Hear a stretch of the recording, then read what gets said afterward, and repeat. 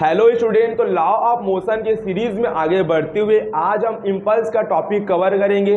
साथ ही साथ कोई पर्सन यदि लिफ्ट में है तो उसका अपेरेंट वेट के ऊपर बात करेंगे। कैसे लिफ्ट में उसका वेट ज़्यादा होता है, कम होता है, जीरो होता है और कब उसका वेट निगेटिव हो जाता है। पूरा डिटेल से आज की इस वीडियो में हम बात करने वाले हैं। और लॉ ऑफ मोशन का सीरीज का वीडियो आप नहीं देखे हो तो जाकर देख लीजिए। सारा वीडियो का प्लेलिस्ट जनरेट हो चुका है, डिस्क्रिप्शन बॉक्स में आपको लिंक मिल जाएगा। पूरा बेसिक से एडवांस तक पूरा कॉन्सेप्ट क्लियर करा रहा हूँ। साथ ही साथ में एनसीईआरटी क्वेश्चन और प्रीवियस ईयर आईआईटी जेईई में जो भी क्वेश्चन पूछा गया है उसका कुछ क्वेश्चन भी अपने वीडियो में बता रहा हूँ। तो सारे वीडियो को आप शुरुआत से देखिए, बहुत हेल्पफुल होगा।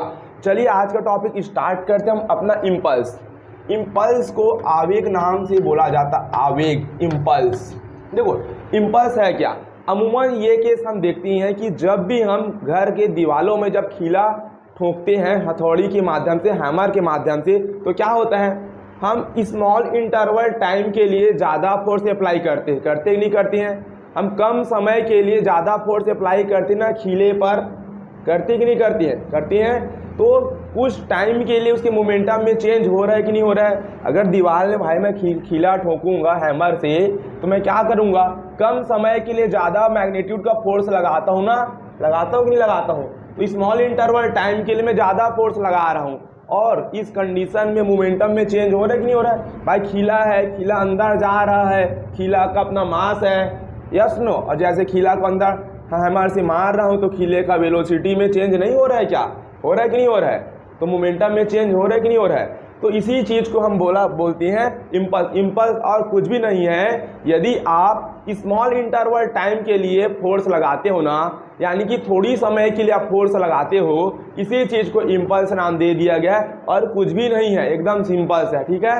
कोई भी पूछेगा व्हाट इज इम्पल्स, इम्पल्स क्या है, तो हमारा जवाब होगा स्मॉल इंटरवल टाइम के लिए जो फोर्स लगाया जाता है उसी को इम्पल्स बोलते हैं। क्लियर है बात, क्लियर है। एक एग्जाम्पल मैं दे देता हूँ, है ना, उसके बाद आगे पढ़ेंगे ताकि एक आइडिया आ जाए, फील आ जाए कि इम्पल्स है क्या।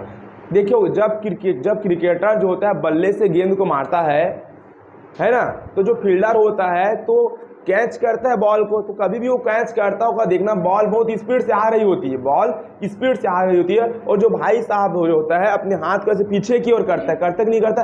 कभी भी वो ऐसा करते हैं क्या, नहीं करता। मैं तो ऐसा करता था लेकिन पहले पता नहीं था। तो हमेशा क्या करेगा वो फील्डर, ऐसे करेगा। क्यों, क्योंकि बॉल बहुत स्पीड से आ रही होती है और कोई बंदा हाथ को ऐसे पीछे करके कैच लेता है। इससे क्या होता है, समय ज़्यादा मिलता है। समय क्या मिलता है, ज़्यादा मिलता है। और समय ज़्यादा मिलता है तो फोर्स कम लगता है और हाथ को कम झटका लगता है ना। एक फील करा रहा हूँ न्यूटन भाई साहब के सेकंड नियम से। न्यूटन भाई साहब का सेकंड नियम क्या होता है, F = dp/dt होता है ना न्यूटन भाई साहब का सेकंड नियम। यदि टाइम ज़्यादा लगेगा तो फोर्स कम होगा, टाइम में डिफरेंस यदि क्या होगा, कम होगा तो फोर्स ज़्यादा लगेगा। तो मैं कैसे क्या किया, बॉल आया तो अपने हाथ को पीछे किया, यानी कि टाइम ज़्यादा मिल गया ना मुझे बॉल पकड़ने के लिए, नहीं मिला क्या। और यहाँ पे बॉल पकड़ता ऐसे हाथ को आगे ला के, तो टाइम क्या लगता है इसमें, टाइम इसमें कम लगता। और टाइम कम लगता तो फोर्स ज़्यादा, तो मुझे हाथ में झटका लगता, चोट भी लग सकती थी और शायद बॉल कैच नहीं आता, बॉल उदक के और भाग जाता ना, नहीं भागता। लेकिन जैसे हाथ को पीछा किया तो टाइम का गैप मुझे ज़्यादा मिल गया, और टाइम ज़्यादा मिल गया तो फोर्स कम लगा और बॉल आसानी से मेरे हाथ में आ गया, मुझे चोट भी नहीं लगी। तो इसी चीज़ को क्या बोलते हैं, इम्पल्स। यही क्या है ना, समझ पा रहे हो कि नहीं, है ना। और इम्पल्स का सिंपल सा कनेक्शन मोमेंटम से है। Change in momentum is called impulse. Momentum में चेंज होना ही इम्पल्स है, ये भी बोल सकते हो ना। नहीं हो रहा है क्या, ठीक है। अभी पूरा आगे पढ़ेंगे। देखो फोर्स इक्वल टू क्या होता है, rate of change in momentum. देखो टाइम जब भी आता है ना, इसको कैसे पढ़ते हैं, rate of change in momentum. अगर टाइम नहीं आता तो इस चीज को कैसे पढ़ते हैं, इसका मतलब क्या, ओनली चेंज इन मोमेंटम। और टाइम आता है तो क्या बोलते हैं, rate of change in momentum, है ना। तो rate of change in momentum is called force. Momentum में चेंज होना टाइम के रिस्पेक्ट में, यही क्या कहलाता है, फोर्स कहलाता है। जैसा कि न्यूटन भाई साहब के सेकंड लॉ में अच्छे से हम पढ़े थे। dt को इधर मैं भेज दूंगा तो F dt इक्वल टू क्या हो गया, dp हो गया।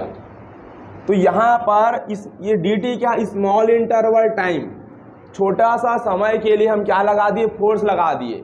तो स्मॉल इंटरवल टाइम के लिए यदि आप किसी बॉडी पर फोर्स लगाते हो ना, इसी चीज़ को इम्पल्स कहते हैं, इसी चीज़ को इम्पल्स कहते हो। भैया आप तो यहाँ चेंज इन मोमेंटम लिख दियो, भाई यही इम्पल्स है। इसी को क्या लिख सकते, यही हमारा क्या है, इम्पल्स। यही क्या, इम्पल्स। इम्पल्स को ना जे से रिप्रेजेंट करते हैं। किससे रिप्रेजेंट करती हैं, जे से रिप्रेजेंट करते हैं। और एनसीईआरटी में ना इम्पल्स को आई से रिप्रेजेंट भी किया गया है, तो घबराना मत इस पर, समझ पाए। इम्पल्स कुछ भी नहीं है, न्यूटन भाई साहब का सेकंड लॉ ही है, ऐसा मान सकते हैं करीब करीब। बस इम्पल्स से हमें ये बोलना पड़ता है कि स्मॉल इंटरवल टाइम के लिए यदि आप बॉडी पर फोर्स लगाते हो, इसी चीज़ को क्या बोलती हैं, इम्पल्स। और यही चीज़ मेरा क्या होता है, चेंज इन मोमेंटम। नहीं होता क्या, ये क्या है, चेंज इन मोमेंटम। तो डायरेक्ट ऐसा भी बोल सकते हो, change in momentum is called impulse. या second definition, small interval time के लिए फोर्स अप्लाई करते हैं तो दोनों का मल्टीप्लाई को क्या बोलती हैं, इम्पल्स। समझे। तो इम्पल्स का डेफिनेशन ऐसे भी सकते हो कि फोर्स और टाइम का मल्टीप्लाई को क्या बोलती हैं, इम्पल्स। और second definition, change in momentum is called impulse. कोई दिक्कत है नहीं। डेफिनेशन साफ साफ यही जाहिर करना चाह रही है, when a body act on a body for small interval of time, यदि किसी बॉडी पर फोर्स एक्ट करेगी, यदि किसी बॉडी पर फोर्स लगेगा, लेकिन कितने समय के लिए लगेगा, स्मॉल इंटरवल ऑफ टाइम, कुछ ही समय के लिए। जैसे हथौड़ी के माध्यम से मैं दीवार पर खिला ठोकता हूँ तो क्या होता है, मैं स्मॉल इंटरवल टाइम के लिए फोर्स लगा रहा हूँ कि नहीं लगा रहा हूँ, लगा रहा हूँ। तो क्या मोमेंटम में चेंज नहीं हो रहा है, क्या हो रहा है ना। यही क्या है, impulse. It produces a change in momentum. Impulse क्या प्रोड्यूस करता है, चेंज इन मोमेंटम प्रोड्यूस कर रहा है ना, इम्पल्स कर रहे हैं ना, इसी को बोल जाए इम्पल्स। चलो अब इम्पल्स भाई है ना, इम्पल्स हमारा वेक्टर क्वांटिटी है। क्यों, क्योंकि इम्पल्स किसके इक्वल है, चेंज इन मोमेंटम के इक्वल है कि नहीं है। तो जो यूनिट मोमेंटम का होगा वही यूनिट इम्पल्स का। तो इम्पल्स इक्वल टू क्या होता है, फोर्स इनटू टाइम। क्या होगा, फोर्स इनटू टाइम। नहीं होता क्या ये इम्पल्स, फोर्स इनटू टाइम होता है ना। तो फोर्स का ऐसा यूनिट क्या होता है भाई साहब, न्यूटन होता है। और टाइम का यूनिट क्या होता है, सेकेंड। तो इम्पल्स का ऐसा यूनिट क्या हो गया, न्यूटन सेकेंड। क्या हो गया, और मैं आप लोग को बताया था कि इम्पल्स जो होता है चेंज इन मोमेंटम के इक्वल होता है, और मोमेंटम का ऐसा यूनिट भी न्यूटन सेकेंड होता है। मैं डिराइव करके बताया था कि नहीं बताया था। तो भाई जो यूनिट इम्पल्स का है, यानी कि जो यूनिट मोमेंटम होगा वही यूनिट किसका होगा, इम्पल्स का होगा। नहीं होगा क्या, मोमेंटम का एक यूनिट ऐसा भी होता है, किलोग्राम मीटर पर सेकेंड। ये भी मोमेंटम का यूनिट होता है ना, ऐसा ही नहीं होता। तो अगर मोमेंटम का ऐसा किलोग्राम मीटर पर सेकेंड है, तो इम्पल्स का यूनिट भी क्या बोलेंगे, किलोग्राम मीटर पर सेकेंड। और मोमेंटम का एक यूनिट और निकाले थे हम, प्रीवियस लेक्चर को देख सकते हो। मोमेंटम का यूनिट न्यूटन सेकेंड भी निकाले थे, बनाए थे ना हम लोग, बनाए थे ना, समय को ऊपर नीचे मल्टीप्लाई डिवाइड करके। तो मोमेंटम का यूनिट न्यूटन सेकेंड, तो इम्पल्स का भी क्या हुआ है, न्यूटन सेकेंड। ये भाई वही तो है ना, change in momentum is called impulse है। सुनो, ये हो जाएगा हमारे पास ऐसा यूनिट। भैया इम्पल्स वेक्टर क्वांटिटी है, तो इम्पल्स का डायरेक्शन कैसे होगा, तुम सोचो ना भाई। अगर मैं दीवार में कील ठोक रहा हूँ तो फोर्स किधर एक्ट कर रहा है, कील पर ना। तो फोर्स जिधर एक्ट करेगा तो चेंज इन मोमेंटम उधर ही होगा कि नहीं होगा। फोर्स जिधर तुम लगाओगे तुम्हारा चेंज इन मोमेंटम उसी डायरेक्शन में होगा, और जिस डायरेक्शन में चेंज इन मोमेंटम होगा स्मॉल इंटरवल और टाइम के लिए, उसी डायरेक्शन में तुम्हारा क्या काम करेगा, इम्पल्स काम करेगा। इम्पल्स कुछ है ही नहीं यार, इतना जोर नहीं देना अपन को, समझ पाए। चलो, तो इम्पल्स का डायरेक्शन वही होगा जो डायरेक्शन फोर्स का होगा। ठीक, डायरेक्शन के ऊपर भी डिस्कस कर लिए। चलो यहाँ पर अब देखना है ना, मैं ना आप लोगों को इम्पल्स का ना ग्राफिकल रिप्रेजेंटेशन बता रहा हूँ। क्या बता रहा हूँ, ग्राफिकल अप्रोचेस बता रहा हूँ ना।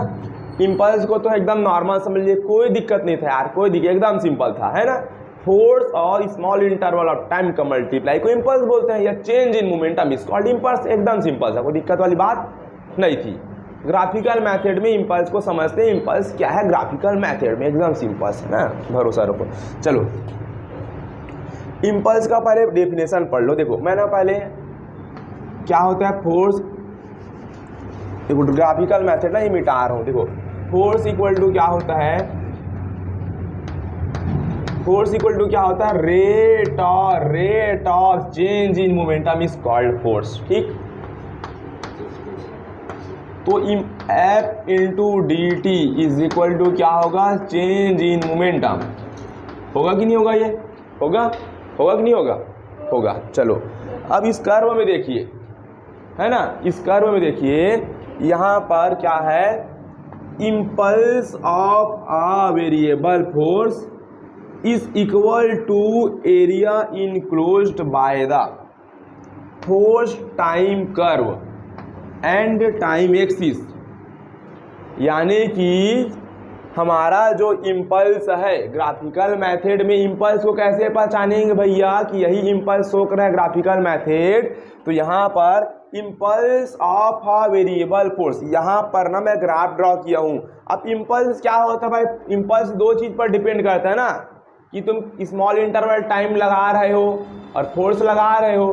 तो फोर्स और टाइम पर इम्पल्स डिपेंड करता है ना भाई, करता है ना।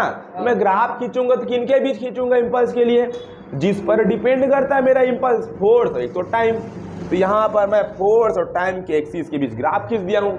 और फोर्स और टाइम एक्सिस, फोर्स और टाइम एक्सिस का जो एरिया होगा वो क्या शो करेगा, इम्पल्स को। जैसे हम पढ़ते थे ना, वेलोसिटी और टाइम एक्सिस के बीच ग्राफ खींचते थे, तो वेलोसिटी और टाइम एक्सिस का ग्राफ एक्सीलरेशन देता था और पोजीशन और टाइम ग्राफ हमें वेलोसिटी देता था, नहीं देता था क्या, देता था। उसी प्रकार फोर्स और टाइम का जो ग्राफ होगा ना, फोर्स और टाइम के बीच जो एरिया होगा वो क्या देगा हमें, इम्पल्स देगा, देगा ना, देगा। ठीक है, चलो तो यहाँ पर मैं लिख रहा हूँ ये पूरा फोर्स है और इधर मैं टाइम लिया हूँ। देखो मैं ना छोटे से टाइम की बात कर रहा हूँ, कौन सा टाइम का, देखो छोटा सा टाइम की बात, छोटा सा इस पूरे ग्राफ में ना मैं छोटा सा स्ट्रिप लिया हूँ कि नहीं लिया हूँ, छोटा सा स्ट्रिप लिया हूँ। मान लेते हैं छोटे से टाइम पीरियड पर कितना फोर्स काम कर रहा है, एफ फोर्स लग रहा है, लग रहा है कि नहीं लग रहा है, नहीं लग रहा है क्या, लग रहा है कि नहीं लग रहा है। तो ये चीज़ इस इतने पार्ट का रिप्रेजेंटेशन हुआ कि नहीं हुआ, यानी कि जो भी डेटा लिखा हूँ ये छोटे से पार्ट का इम्पल्स है कि नहीं है। लेकिन मुझे तो भाई इस पूरे पार्ट का इम्पल्स निकालना है ना, नहीं निकालना है क्या, निकालना है। कैसे निकालेंगे भैया, तो बता रहा हूँ। इम्पल्स क्या है, impulse of a variable force is equal to, impulse किसके इक्वल होगा, एरिया इनक्लोज। यानी कि जो पूरा एरिया है, ये पूरा क्या है, ये पूरा एरिया है, ये पूरा एरिया पता चल जाएगा कि इनके बीच का एरिया है भाई, फोर्स और टाइम के बीच का जो एरिया है, फोर्स और टाइम के बीच का जो एरिया है यही क्या हो जाएगा मेरा इम्पल्स। होगा कि नहीं होगा, कितने टाइम के बीच इम्पल्स भैया बता दो। तो टाइम t1 से t2 के बीच का चेंज है, टाइम t1 से t2 के बीच का चेंज है। नहीं समझ रहे हो क्या, समझ रहे हो कि नहीं समझ रहे हो, ठीक है। लेकिन पूरा एरिया निकालना, देखो यहाँ पर तो कोई शेप तो नहीं है, रेक्टेंगल ट्रायंगल बन गया क्या कि एरिया का फॉर्मूला लगा दूं निकल जाएगा। ऐसा होता रेक्टेंगल ट्रायंगल बनता एरिया का फॉर्मूला लगा देता कि नहीं लगा। ये तो कर्व है, अब कर्व का क्या एरिया का फॉर्मूला होगा क्या, तो हम इंटीग्रेशन मेथड से एरिया निकाल लेंगे। किस मेथड से, इंटीग्रेशन। देखो भाई इंटीग्रेशन, डिफरेंशिएशन का मतलब हम क्या समझे थे, डिफरेंशिएशन यानी कि डिफरेंशिएट करना, तोड़ देना, क्या करना।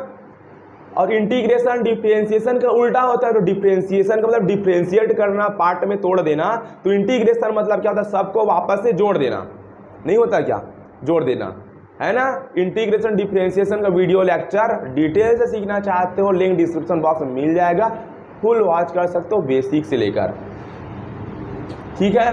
तो अगर तुम्हें छोटे से पार्ट का एरिया मालूम है, अगर तुम्हें छोटे से पार्ट का एरिया मालूम है, जैसे ये क्या है, इम्पल्स क्या है बताया था ना भाई, area enclosed by the force time curve time axis. ये जो एरिया है ये भी इम्पल्स शो कर रहा है कि नहीं कर रहा है, ये भी तो एरिया है कि नहीं है, लेकिन छोटे से टाइम पीरियड dt पर एरिया है। तो छोटे से टाइम पीरियड dt पर एफ और dt में जो एरिया, ये भी इम्पल्स है कि नहीं है। लेकिन मुझे t1 से t2 के बीच का पूरा एरिया निकालना है, नहीं निकालना है क्या, निकालना है ना।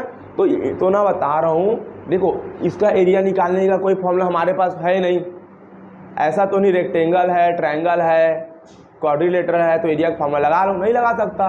तो इसलिए इंटीग्रेशन मेथड है। अगर तुम्हारे पास कोई कर्व है, और उस कर्व के छोटे से पार्ट का, छोटे से स्ट्रिप का तुम्हें एरिया मालूम है, छोटे से पार्ट का तो मेजर कर सकते हैं ना, है ना, और उस छोटे से पार्ट का तुम्हें एरिया मालूम है तो तुम इंटीग्रेशन कर दो। भैया कहाँ से कहाँ तक इंटीग्रेशन कर, ये भी बता दो। तुम ना जहाँ से जहाँ तक निकालना चाहते हो, जैसे मैं T1 से T2 के बीच का एरिया निकालना चाहता हूँ ना, तो मैं यहाँ पर क्या कर दूंगा, T1 से T2 के बीच क्या कर दूंगा, मैं इंटीग्रेशन कर दूंगा कि नहीं करूंगा, भाई फोर्स टाइम पर डिपेंड है ना, तो टाइम के रिस्पेक्ट में होगा ना इसका इंटीग्रेशन। तो मैं T1 से T2 के बीच क्या करूंगा, इंटीग्रेशन करूंगा। तो भैया इधर भी आप करोगे, इधर कहाँ तक करोगे, भैया T1 पर मेरा मोमेंटम P1 होगा, या सुनो P इनिशियल होगा कि नहीं होगा ना, T1 पर मोमेंटम नहीं होगा क्या, और T2 पर मेरा मोमेंटम में चेंज हो जाएगा तो P फाइनल मोमेंटम बन जाएगा, नहीं बनेगा क्या, बनेगा कि नहीं बनेगा। तो अब ये टोटल चीज क्या रिप्रेजेंट कर रहा है कि T1 से T2 के बीच का पूरा एरिया, और यही क्या है मेरा इम्पल्स। चलो सॉल्व करते हैं, ठीक ना। इधर देखो तो ये हो जाएगा, इस पार्ट को मैं लिख रहा हूं इधर, देखो ये क्या हो जाएगा, देखो dp का इंटीग्रेशन क्या बनेगा, p बनेगा कि नहीं बनेगा, बनेगा ना, बनेगा। और ये क्या हो जाएगा हमारे पास, p इनिशियल, ये हो जाएगा p final is equal to, देखो ये हो जाएगा T1 से T2 FDT। इतना बात क्लियर है ना, मिटा रहा हूं मैं सारा पार्ट, ठीक है, इतना बात क्लियर है। लिमिट रख दो भाई इसमें, तो क्या हो जाएगा, P final minus P initial, होगा कि नहीं होगा ना, upper limit minus lower limit. और इधर देखो ये हो जाएगा T1 से T2, और ये हो जाएगा FDT। इस पार्ट का तो कुछ नहीं होगा, क्योंकि मुझे तो भाई फंक्शन फोर्स का कोई इक्वेशन नहीं दिया गया है। फोर्स का कुछ इक्वेशन देता है तो टाइम के रिस्पेक्ट में उसका इंटीग्रेशन करता है ना, ऐसा कुछ दिया है क्या मुझे, force equal to T square plus 2t, ऐसा दिया है क्या, है ना, ऐसा नहीं दिया है। मैं इंटीग्रेशन करूंगा क्या, वैसे ही रहेगा, नहीं रहेगा क्या, रहेगा। अब इस p final minus p initial को क्या लिख सकते हो तुम, change in momentum del p लिख सकते हो, नहीं लिख सकते हो, लिख सकते हो ना। क्या था वो, मोमेंटम में चेंज था कि नहीं था, कहाँ से कहाँ तक, T1 से T2 तक। और ये चीज़ मेरा क्या है बताओ आप, यही चीज़ मेरा क्या है, एरिया है कि नहीं है, यही चीज़ मेरा क्या है, एरिया नहीं है क्या, लिखा हो ना भाई। इम्पल्स क्या है, force is equal to area enclosed by the force time curve. ये फोर्स टाइम कर और टाइम एक्सिस के बीच जो एरिया है, यही मेरा क्या इम्पल्स है कि नहीं है। तो ये क्या है, मेरा एरिया है कि नहीं।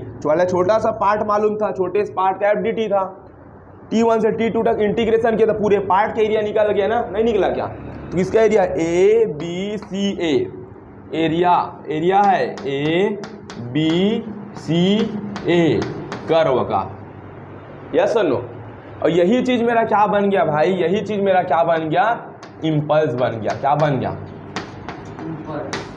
नहीं है, यही पूरा एरिया क्या, फोर्स और टाइम के बीच जो भी कर्व का आपका एरिया है, यही क्या है आपका इम्पल्स है कि नहीं है। तो ग्राफिकल अप्रोचेस है ना। फोर्स और टाइम एक्सिस के बीच जो एरिया होता है तुम्हें क्या देगा, एरिया देगा, सॉरी इम्पल्स देगा। क्या देगा, इम्पल्स।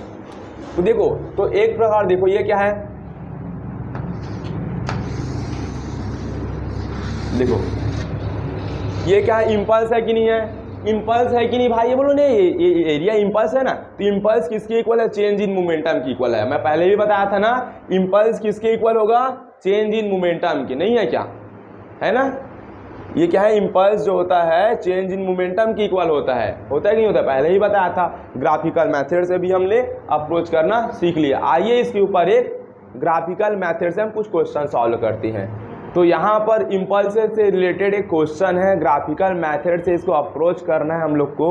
तो यहाँ पर बोला गया बेसिकली क्वेश्चन, अ वेरिएबल फोर्स, ठीक है, force act on a body, एक फोर्स है जो किसी बॉडी पर काम कर रहा है, किसी बॉडी पर लग रहा है। बॉडी का मास हमें दिया है 2 किलोग्राम इनिशियली एट रेस्ट, और बोला गया है तुम्हारे पास जो 2 किलोग्राम का जो मास है ना, वो इनिशियली रेस्ट में, यहाँ पर बोल सकते हो कि तुम्हारा बॉडी यहाँ पर है जो रेस्ट में, यस और नो, ओरिजिन पर है तुम्हारा बॉडी, इसका मास 2 किलोग्राम है जो कि रेस्ट में है। ठीक है, कैलकुलेट द इम्पल्स, इम्पल्स निकाल के दिखाओ of the force in first 2 second, first 2 second impulse निकाल के दिखाओ। कितने सेकेंड दिया है टाइम?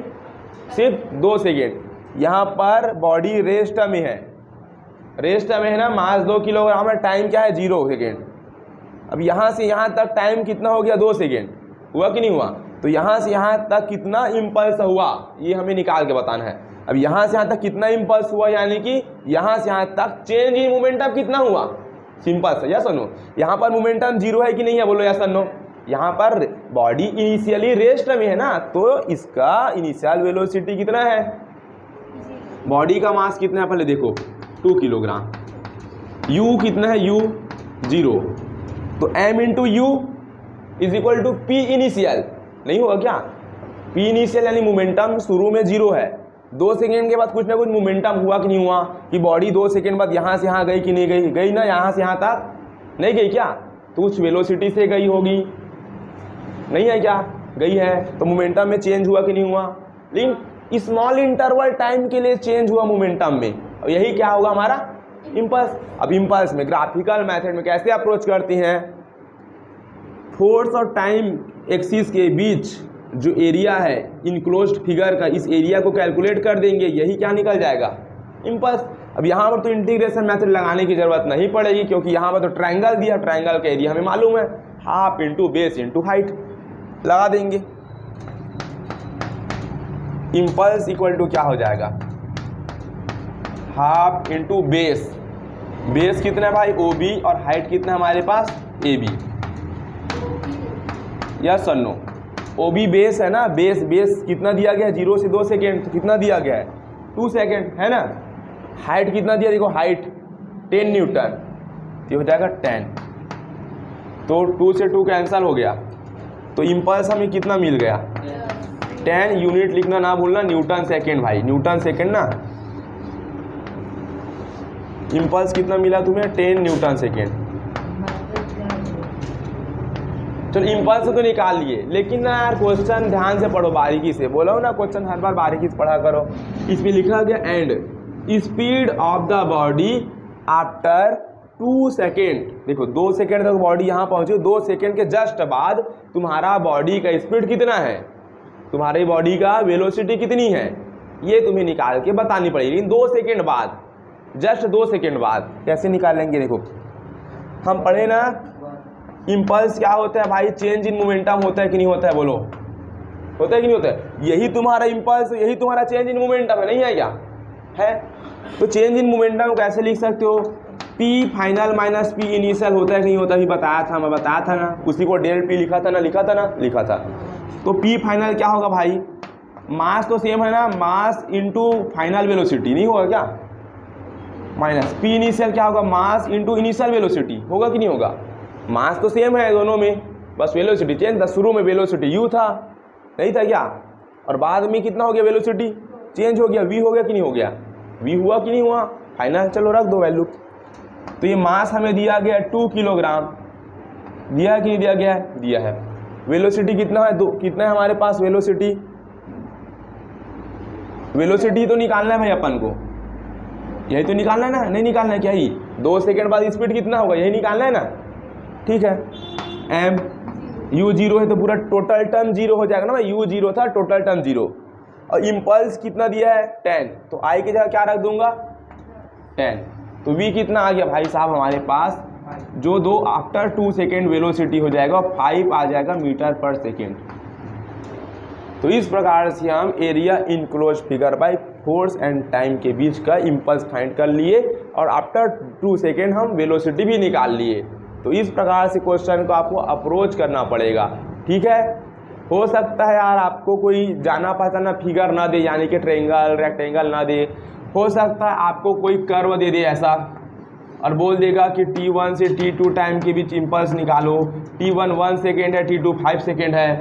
तो कर्व का तो सिंपल सा बेसिक फंडा है कि तुम्हें ना इस कर्व का ना इक्वेशन दिया होगा। क्या दिया होगा? इक्वेशन। अब इक्वेशन दिया होगा तो किस फॉर्म में दिया होगा, तुम्हें एफ के फॉर्म में दिया होगा, ऐसे टी स्क्वायर प्लस 2t इस टाइप का इक्वेशन दिया होगा। तो अब क्या करना है, इसका इंटीग्रेशन कर देना लिमिट लगा के t1 से t2 तक, तो आपका वैल्यू फाइंड आउट हो जाएगा, यानी कि इनक्लोज्ड फिगर का एरिया निकल जाएगा। ठीक है, तो यहाँ पर एक सवाल है, इसमें ना आपको इम्पल्स फाइंड करना है। तो इस क्वेश्चन का बेसिकली इम्पल्स फाइंड कर लेना। ये रेक्टेंगल है, रेक्टेंगल के एरिया का फॉर्मूला लगा लेना, बेसिकली इम्पल्स फाइंड आउट हो जाएगी। यहाँ पर हम देखेंगे application of the concept of impulse, है ना। अभी जो इम्पल्स पढ़े हैं इस कॉन्सेप्ट से हम कुछ एप्लीकेशन देखेंगे, क्या यूज़ होता है डेली लाइफ में, कहाँ कहाँ पर इम्पल्स का एप्लीकेशन हमें देखने को मिलता है। तो देखो न्यूटन भाई साहब का सेकंड लॉ में क्या था, rate of change in momentum is equal to force होता है, और चेंज इन मोमेंटम इम्पल्स होता है। अभी हम पढ़े थे अच्छे तरीके से। इस इक्वेशन में देखो टाइम की वैल्यू ज़्यादा होगी, यदि टाइम ज़्यादा होगा तो फोर्स का मैग्नीट्यूड कम होगा, अगर टाइम कम होगा तो फोर्स का मैग्नीट्यूड ज़्यादा होगा, होगा कि नहीं होगा। टाइम ज़्यादा तो फोर्स का मैग्नीट्यूड कम होगा, अब फोर्स का मैग्नीट्यूड कम होगा तो तुम्हारा चेंज इन मोमेंटम कम हुआ होगा, या सुनो। टाइम कम होगा तो फोर्स का मैग्नीट्यूड ज़्यादा है, फोर्स का मैग्नीट्यूड ज़्यादा है तो चेंज इन मोमेंटम भी ज़्यादा है, होगा कि नहीं होगा, तो होगा, है ना। अमूमन हम देखते हैं जैसे कि एक हार्ड फ्लोर होता है, घर में क्या होता है, एक हार्ड फ्लोर होता है और एक सॉफ्ट फ्लोर।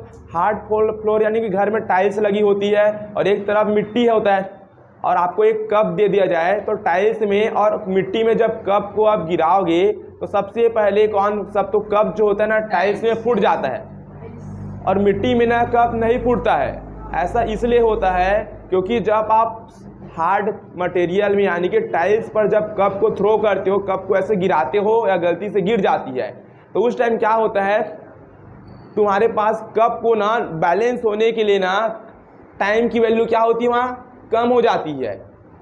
बैलेंस तुरंत नहीं, तुरंत आता है और टाइम की वैल्यू तुरंत कम हो जाती है, बैलेंस नहीं हो पाता और टाइम की वैल्यू कम होती, फोर्स उस पर ज़्यादा अप्लाई हो जाता है, इसलिए वो क्या हो जाता है, टूट जाता है।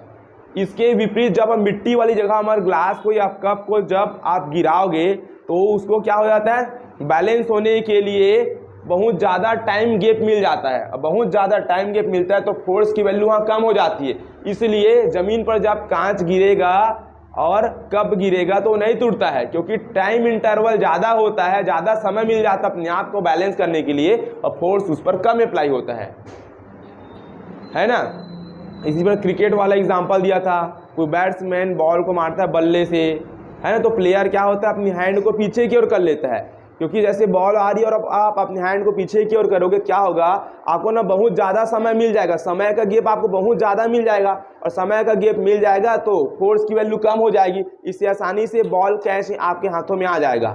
और कई लोग क्या करते हैं, जिसको खेलने नहीं आता है, जैसे मैं भी पहले करता था, भाई बॉल ऐसे आता था मैं तो ऐसे ऐसे करता था, है ना, ऐसे नहीं करता था, पता था फिर भी नहीं, बस ऐसे ऐसे करता था और ऐसे करके ऐसे एक धक्का दे देता था, तो बॉल क्या आती थी स्पीड से, मैं ऐसे कर देता था। तो यहाँ पर टाइम की वैल्यू मैं बहुत कम कर दे रहा हूँ, बॉल आ रहा है, अब इधर करूँगा टाइम ज़्यादा, मैं टाइम की वैल्यू और कम कर दे रहा हूँ, तो फोर्स ज़्यादा लगता था, और फोर्स लगता था मोमेंटम में चेंज ज़्यादा होता था, फेंका जाता था, है ना। इसलिए हमेशा कैच लो तो टाइम ज़्यादा दो, हाथ को पीछे की ओर करो, है ना। तो ये कुछ एग्जाम्पल थे और बहुत सारे एग्जाम्पल तुम्हें आपको अपने बुक में देखने को मिल जाएंगे, प्रबोध नवबोध की बुक में, है ना। तो देख लेना ये सारा एग्जाम्पल, ठीक है। तो आज का सेशन यहीं पर एंड करते हैं। नेक्स्ट वीडियो में हम अपना महत्वपूर्ण टॉपिक के ऊपर बात करेंगे, अपरेंट वेट, यानी कि कोई व्यक्ति यदि लिफ्ट में होगा, है ना, तो उसका वेट किस प्रकार से चेंज होंगे, बहुत इंपॉर्टेंट टॉपिक होगा। तो मिलते हैं कल के वीडियो में।